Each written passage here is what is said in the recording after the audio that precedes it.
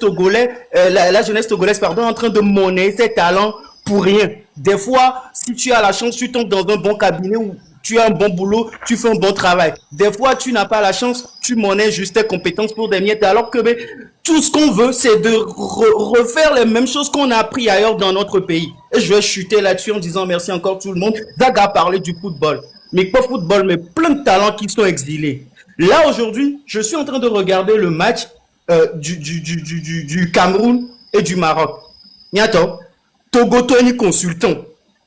Monsieur Robert Malm, je le connais depuis, mais avec ses analyses encore précises, pointues, on l'a pris pour être consultant aux côtés du journaliste qui va commenter ce match. C'est quelqu'un qui aime bien la chose sportive et le peu de fois qu'il a joué pour le Togo est quelque chose de formidable. Donc moi, c'est ce qui me tient à cœur. Retourner dans ce pays, faire quelque chose. Donc, Némi les critiquer, mais quand on dit les choses, on n'insulte pas les gens.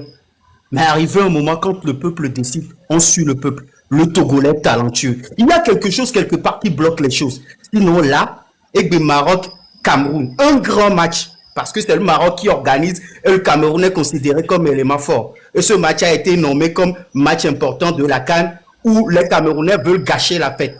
Et pour les téléspectateurs français, africains, Kobedona francophone, quoi, c'est Robert Malm qui assure la partie consultant de ce match. Niato, mais les pauvres, jusqu'où nous sommes en retard. Donc, on n'a qu'à faire ce boulot. On oublie les couleurs. Moi, ça a été mon leitmotiv. Et c'est nous, chef canton, chef suprême à Bassivi, commandant en mes respects, je vous dis merci. Merci beaucoup. Merci, chef canton. Je voudrais arracher la parole, si vous le permettez, si vous tous vous le permettez.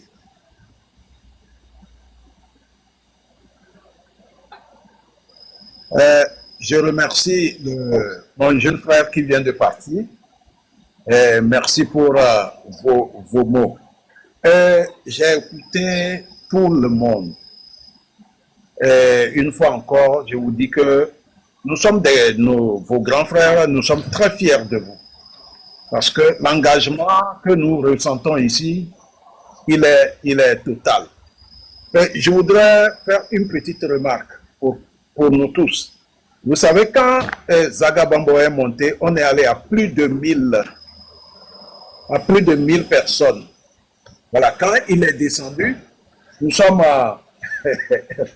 aussi descendus jusqu'à 700 et quelques. Qu'est-ce que je veux montrer à travers le nombre de personnes qui sont ici? Je voudrais dire tout simplement que nous remarquons que ces 4 mousquetaires, ils demeurent toujours populaires. Je dirais, ils ont été choisis par Dieu. Et que c'est l'arrestation de Amron qui a suscité ces jeunes à monter au créneau et à prendre les taureaux par les cornes. Et le peuple a suivi. Au même moment, ils ont dit que eux, ils ne viennent pas pour prendre le devant, mais ils viennent pour régler une situation. Le Togo a besoin d'une alternance profonde pour que les choses aillent mieux pour tout le monde.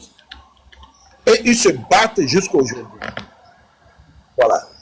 Mais il a évoqué un nom, Machiavel. Je voudrais que tous les Togolais sachent aujourd'hui que Le Prince de Machiavel, c'est le livre préféré de M. Faure-Gnassingbé. Vous savez, M. Faure-Gnassingbé a commencé par lire ce livre-là au lycée. Et en ce moment, nous-mêmes, nous ne savions même pas ce qui était dedans. Vous savez, comme parmi les enfants d'Yadema, il était très aimé, il était très proche de son père. Déjà dès l'âge de 8 ans, il était très proche de son père. Donc, on dirait que lui-même, dans la tête, il s'était préparé. Donc, il n'avait que ce livre-là, à l'université partout. Le livre de Machiavel est devenu quelque chose que M. Faure-Gnassingbé a à côté de lui à tout moment. Et si vous parcourez le livre de Machiavel, c'est un livre qui a été écrit au XVIe siècle, c'est-à-dire en 1500 et quelques. C'est, à l'époque, c'était les royaumes qui existaient. Donc Machiavel a décrit et enseigne dans ce livre comment le roi doit se comporter vis-à-vis de ses sujets. Comment le roi doit dribbler. Comment il doit, quand et où il doit se taire. Quand et où il faut parler. Comment parler. Comment mentir. Comment rouler les gens. Voilà, c'est ce que M. Faure-Gnassingbé est en train de faire depuis 20 ans. Et j'ai bien écouté M. Zaga sur la façon dont les artistes togolais sont traités. J'ai écouté ma jeune sœur Eugénie, c'est vraiment déplorable. Donc, M. Faure-Gnassingbé, c'est pas quelqu'un qui est sincère. Il n'est pas sincère. Il fait semblant de ne rien savoir, mais il sait tout. C'est l'homme le plus renseigné du Togo. Même s'il veut savoir ce que les Togolais mangent chaque jour, il le sait. Donc aujourd'hui, il ne peut pas se dédouaner. Par rapport aux artistes, les détournements dont a parlé M. Zaga, il faut continuer par dénoncer des choses comme ça pour éveiller les Togolais. Les artistes sont concernés. Aujourd'hui, ils ne veulent pas parler parce qu'ils ont peur de perdre leur petit pain. Alors, je pense qu'avec M. Zaga, les artistes seront vraiment dépouillés et ceux-là qui soutiennent encore Faure-Gnassingbé seront dépouillés. Ceux qui détournent seront dépouillés. Et je pense que pour les autres, c'est le moment de rentrer dans ce mouvement pour réclamer vos droits. Voilà. Je continue en disant que notre lutte de libération, là, comme l'a dit Nicodème Habia, c'est une course de fond. Donc, il faut qu'on soit résistant, persévérant, rigoureux, parce que le chemin peut être encore long. Alors, nous demandons à tous les Togolais que quand on est en lutte de libération, dans une lutte de libération, on évite la jalousie. La jalousie doit disparaître. On doit avoir comme objectif la libération et la transformation de notre État Togo en État de droit. Seul l'État de droit peut garantir un lendemain meilleur à tous nos citoyens, nos concitoyens. Parce qu'avec l'État de droit, l'argent du contribuable servira à tous les contribuables. Dans un État de droit, M. Faure-Gnassingbé ne peut pas s'accaparer de tout l'argent du pays et qu'il envoie dans les pays, dans certains pays qu'il envoie caché dans certains pays. Il n'aura pas ce droit. Et avec l'état de droit, Faure-Gnassingbé doit disparaître du pouvoir. Ça, c'est clair. Donc, nous devons tendre vers l'état de droit. Et pour avoir cet état de droit, on doit mener cette lutte-là d'une manière âpre. Voilà. Et faisons en sorte que la jalousie disparaisse dans nos corps, dans nos cœurs, dans cette lutte. Et ayons le Togo comme objectif. Et faisons tout pour asseoir la démocratie et l'état de droit dans notre pays. Mais avec le régime en place, nous ne pourrons pas. État de droit dit élection transparente. Aussi longtemps qu'on n'aura pas l'état de droit, ce régime va toujours voler les élections. Et j'ai toujours parlé de la manière dont les élections sont truquées dans notre pays. Il faut parler de ça. On va écrire même des livres jusqu'à tome 10. Parce qu'à chaque année, chaque élection, le régime s'adapte aux nouveaux aux nouvelles stratégies de fraude et de vol. Et dans cette situation-là, comment pourrons-nous renverser la situation?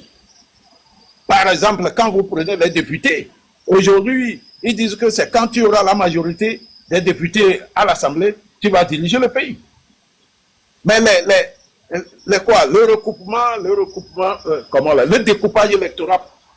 découpage électoral plutôt, a été déjà ficelé en leur faveur.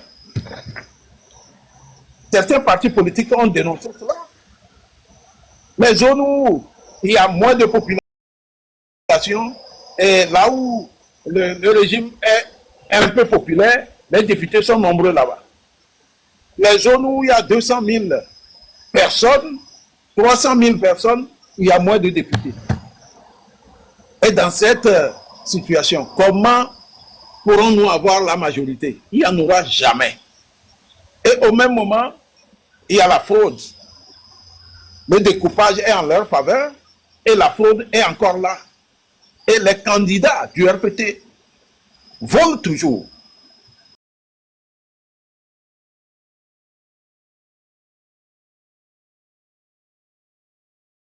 Et si nous n'avons pas les fraudes, voilà. Donc, nous devons être focus, nous battre pour obtenir la fin de ce système, la fin de ce régime. Sinon, nous ne serons jamais en mesure d'aboutir à l'alternance dans notre pays. Chef Canton, je pense que j'en ai fini. Je vais descendre, je vous remercie. Merci beaucoup. Merci beaucoup. Monsieur Dakoku, vous avez quelque chose à ajouter? Oui, chef Canton, bonsoir à vous. Oui, bonsoir à vous. Bonsoir à tous les panélistes. Bonsoir, monsieur le commandant et tout le monde. Bonsoir. Bon, je pense que les gens ont déjà tout ce que j'avais à dire, ça a été déjà dit, mais je voulais revenir au sujet des artistes.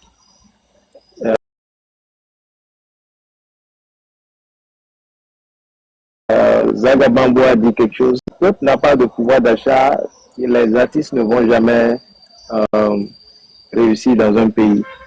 Quand on regarde dans les autres pays, c'est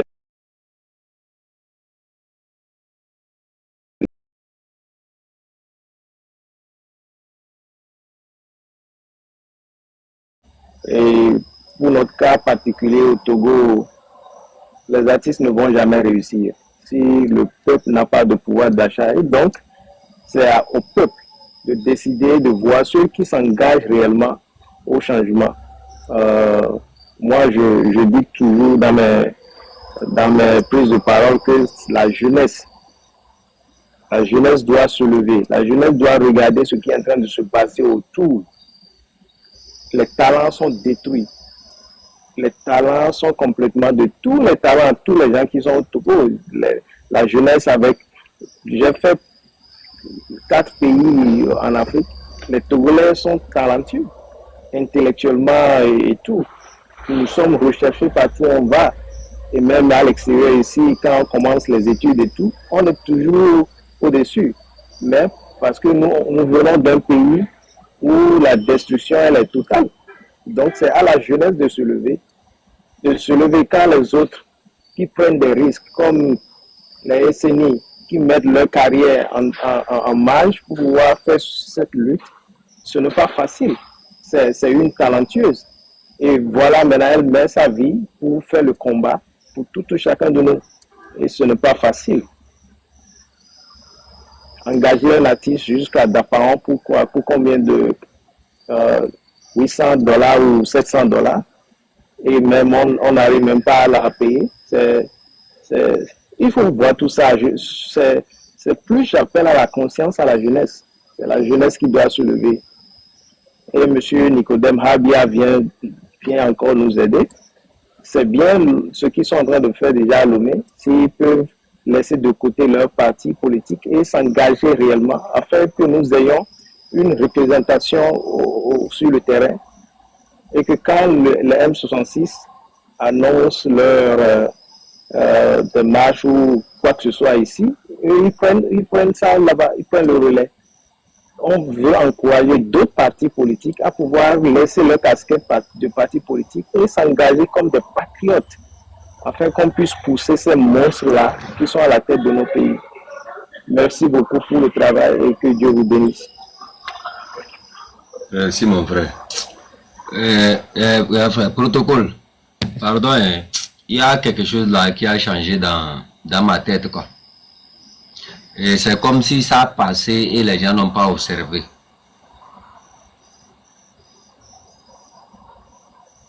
Vous avez vu, chaque fois, j'ai toujours, c'est comme si j'ai toujours une responsabilité qui est sur ma tête ici, que les gens n'arrivent pas à comprendre. Vous avez vu, Table Ronde a annoncé le décès de sa mort, le décès de la mort de sa maman. Et le décès plutôt de sa mère, qui est en partie ma mère aussi, et son enterrement. Vous avez vu le moment où elle a annoncé ça? Oui, chef canton. Quand elle a annoncé ça, je me suis rendu compte que en fait, c'est comme nous n'arrivons pas à comprendre ce qui est en train de se passer. Vous vous rendez compte que j'ai une maman quelque part qui est morte. Je devrais retourner la rendre ses derniers hommages. Mais maintenant, je ne peux plus retourner. Et ceux pour qui je me suis prononcé dans ce combat, aujourd'hui font semblant, ou bien ils ont peut-être mis nous, ou bien ils ont mis nous. Et que c'est moi qui porte maintenant la responsabilité parce que je me suis engagé aux côtés de ces gens-là. Table Ronde et les autres ont connu certaines personnes par rapport peut-être à nos développements, nous tous ici qui sommes ici. Quand elle a parlé de la date d'enterrement et autres, ce qui a tiqué dans ma tête, c'est que je me suis dit, j'ai invité peut-être des gens qui sont venus dans ce combat-là, qui vont subir la même chose comme Table Ronde, mais ils ne pourront pas aller rendre leurs derniers hommages à leur famille. Que Dieu nous pardonne.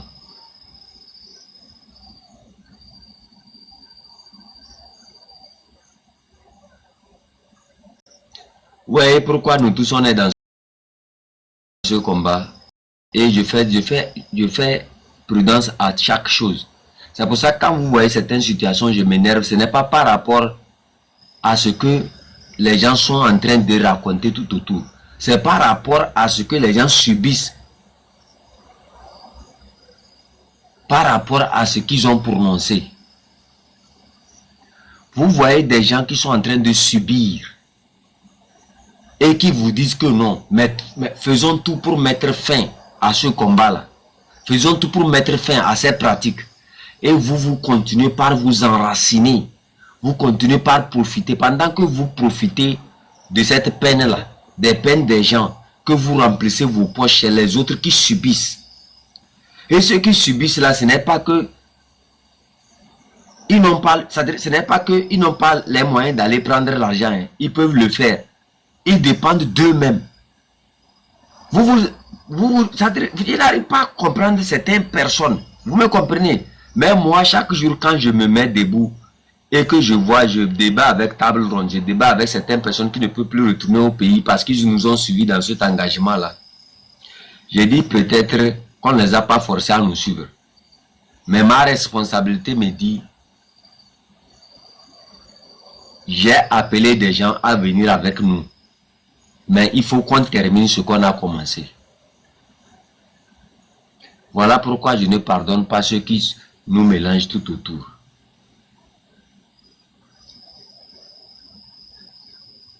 Mettez-vous en tête que celui qui interdit le territoire aux autres, là, son père n'a jamais été chef quelque part.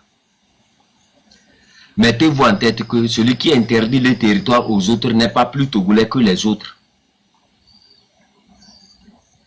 Mais vous regardez ça au nom de votre ventre, au nom des intérêts que vous n'aurez jamais dans votre main. Vous avez l'argent, mais vous n'avez pas votre liberté. Vous n'avez pas la liberté de votre esprit.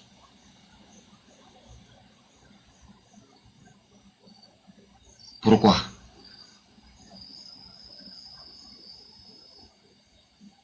Qu'on observe nos soeurs qui ne peuvent pas, ou nos frères, qui ne peuvent pas rendre leur dernier hommage à leurs parents. Vous pensez que si nous sommes en exil, nous allons toujours rester en exil parce que Fort nous a interdit le territoire.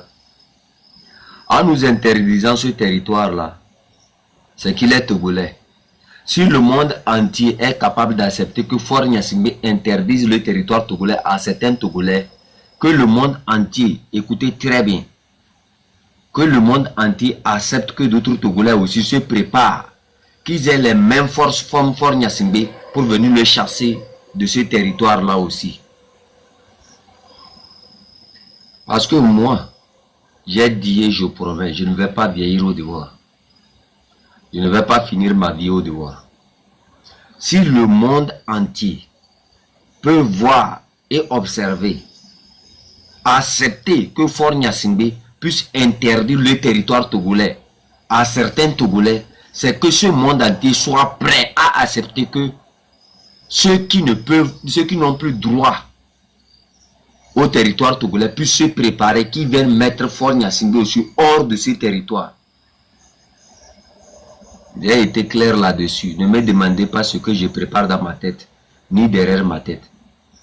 Parce que dans ce que nous sommes arrivés là, nous avons tous compris que si un Togolais peut interdire le droit de sol à un autre Togolais, c'est que l'autre Togolais aussi peut se préparer pour venir aussi mettre l'autre Togolais aussi dans les mêmes conditions. Parce que quelque part en haut, nous sommes tous des Togolais.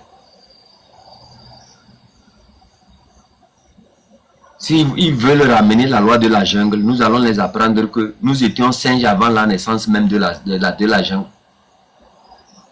Ou bien nous étions lions avant la date de avant même la date de naissance de la forêt. Eux, ils traitent bien leurs enfants. Quand quelqu'un meurt dans leur famille, ils vont à l'enterrement. Ils leur rendent leur dernier hommage. Mais nous, parce qu'on s'est prononcé sur ce qu'on a appelé le Togo là, vous ne voyez pas que c'est la même chose que Fort Gnassingbé fait. Lui aussi se prononce par rapport au Togo, mais il n'est pas inquiété. Nous, quand on se prononce par rapport à la gestion des choses au Togo, c'est nous qui sommes chassés de nos territoires. C'est nous, on brandit les menaces sur nos vies. On utilise qui pour faire ça? L'armée.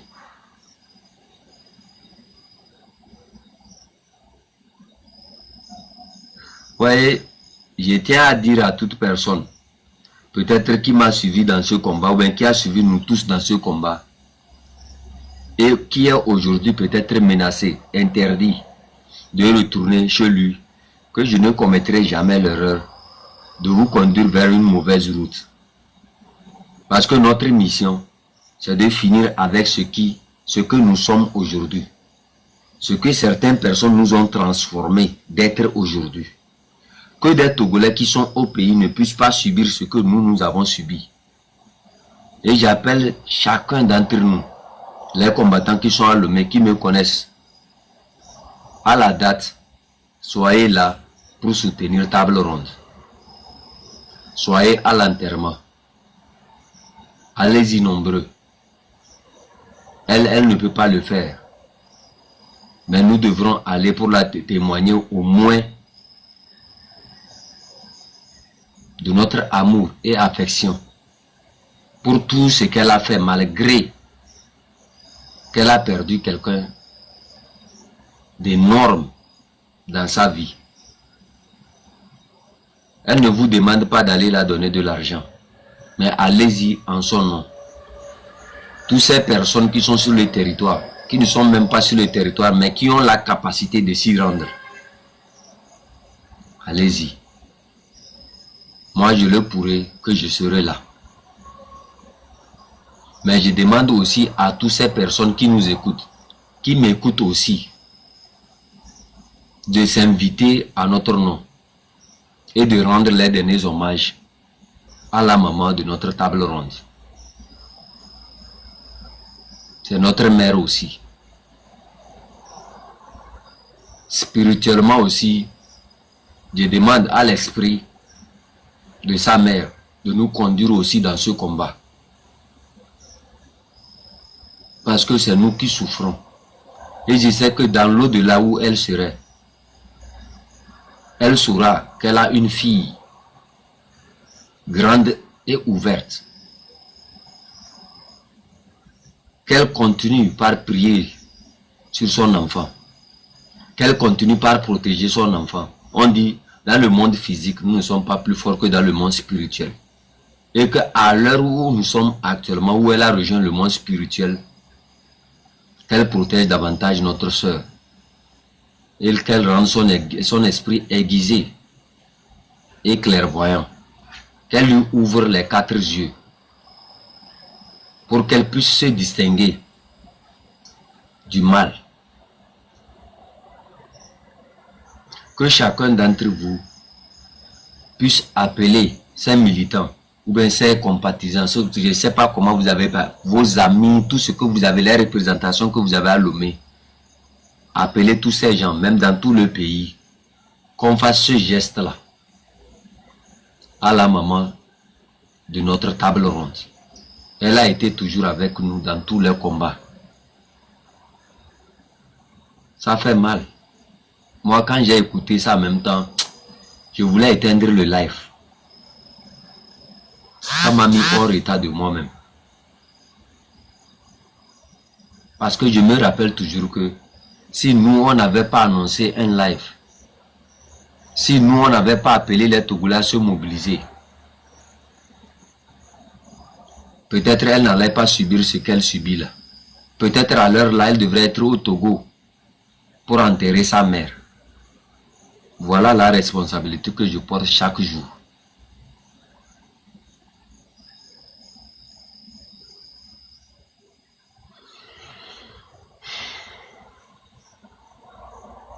Chef, je peux rajouter quelque chose, s'il vous plaît. Allez-y. Je voulais juste vous raconter que ce n'est pas facile d'être à l'extérieur et de perdre un parent. C'est la chose la plus pénible sur cette terre. Je répète, la plus pénible. Et le pire encore, de ne pas s'y rendre pour dire au revoir ou pour toucher votre proche pour la dernière fois avant que la personne ne quitte. Ça fait tellement mal. J'ai eu l'expérience là et je ne souhaite pas ça même à mon pire ennemi. Je sais exactement ce que Tabron est en train de traverser. Exactement. Ça fait mal. Vraiment mal. Et sachant que c'est juste à cause de ce qu'on est en train de faire. Parce qu'on veut un Togo libre. Qu'elle a tout sacrifié. Elle a sacrifié tout. Parce qu'une maman, il n'y en a pas deux. Lorsque vous avez des problèmes, lorsque vous appelez votre mère, dès que vous l'appelez, même si elle ne résout pas tout, lorsque vous finissez de parler, vous allez avoir un soulagement. À chaque jour que vous sortez, quel que soit l'endroit où vous êtes, vous allez vous rappeler toujours que vous avez une maman quelque part. Lorsque vous avez des problèmes, vous pouvez l'appeler et vous serez soulagé. Et que la maman là qui vous quitte pour la dernière fois, vous n'allez plus la voir, c'est fini. Et ne pas être là pour dire au revoir, ça fait vraiment mal. C'est pas la même chose d'aller même regarder le tombeau. C'est quelque chose qui est dur. J'ai traversé ça. J'ai failli perdre ma mémoire. J'ai failli perdre, et je ne sais même pas comment, devenir folle. C'est difficile ce qu'elle est en train de traverser. Et ce qui m'a émerveillé chez Tabron, c'est que La semaine même où ça s'est passé, quelques jours après, on était en train de faire le téléthon. Et cette brave dame, cette puissante Amazone, était toujours là, avec un grand cœur qu'elle a pour nous tous et pour le Togo. Elle était toujours debout, parmi nous. J'étais tellement choquée.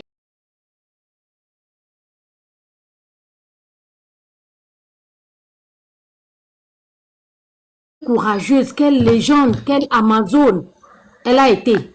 Elle a tout donné pour le Togo. Tout donné.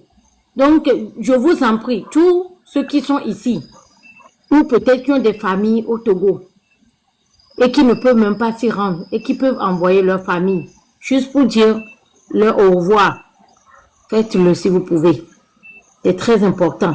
Parce que si elle n'est pas là, nous tous dans le combat ici, lorsque nous sommes ensemble et qu'il y en a un, il arrive quelque chose à un, ça arrive à nous tous. Ça arrive à nous tous. Donc, supportons-la. Parce qu'elle a un grand cœur. Est-ce qu'elle est en train de traverser? Et malgré cela, tous les jours, elle est parmi nous. Elle sourit, elle continue. Donc, on prie pour elle tous les jours, partout où elle est. Que sa maman la protège dans tout. Qu'elle soit un bouclier qui l'entoure, là où elle va.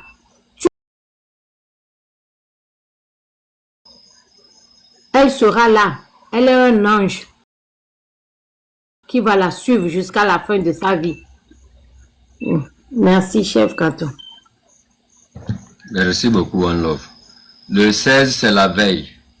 Le 17, c'est l'enterrement. Et le 18, c'est la messe.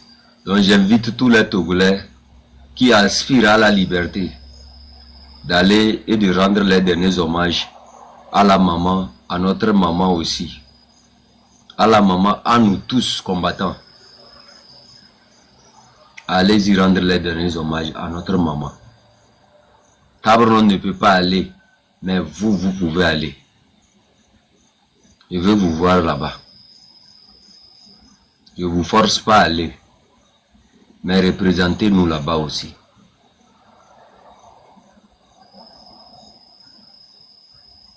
Merci. Protocole, vous avez la parole.